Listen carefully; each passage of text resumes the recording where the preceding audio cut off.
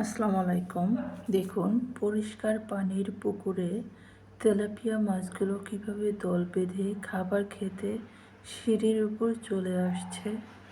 একজন বায়োটেকনোলজিস্ট হিসেবে বলছি, তেলাপিয়া মাছ সাধারণত অক্সিজেন বেশি থাকে এমন জায়গায় ভিড় করে, আর পরিষ্কার পানিতে তারা খুব দ্রুত খাবার শনাক্ত করতে পারে।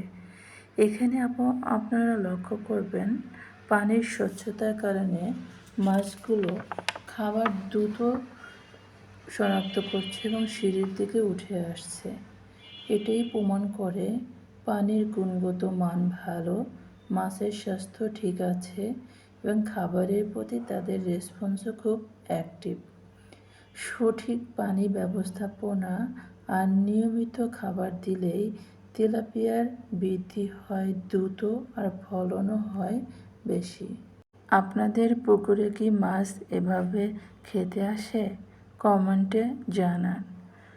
ভিডিওটি ভালো লাগলে বায়োটেক শারমেন ওয়ার্ল্ড সাবস্ক্রাইব করবেন।